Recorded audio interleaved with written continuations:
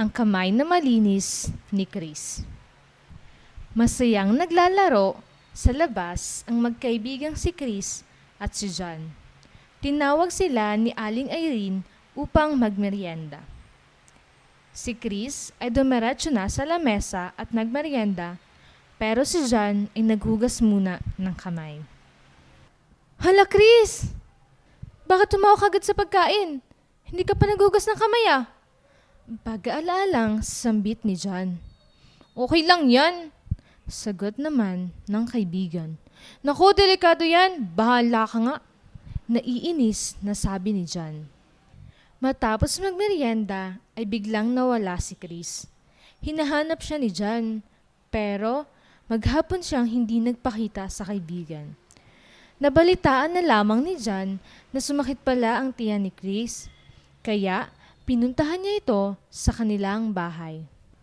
Chris, sabi ko naman sa'yo maghugas ka muna ng kamay bago humawak sa pagkain. Ayan tuloy, sumakit yung tiyan mo.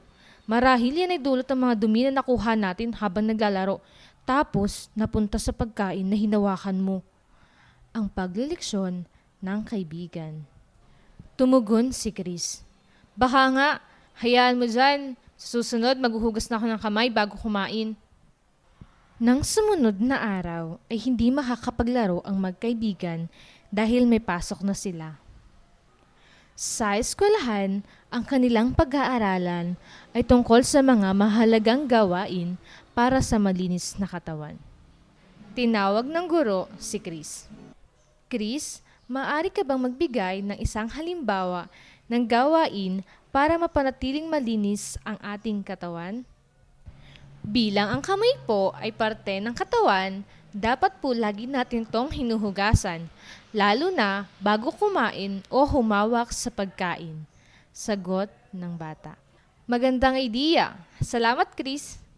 Papuri ng guro. Sa tabi ay napangiti na lamang si John dahil nakikita niya na nauunawaan at natatandaan na rin ni Chris na mahalaga ang paghuhugas ng kamay. Ang aral, natututo tayo base sa sariling karanasan.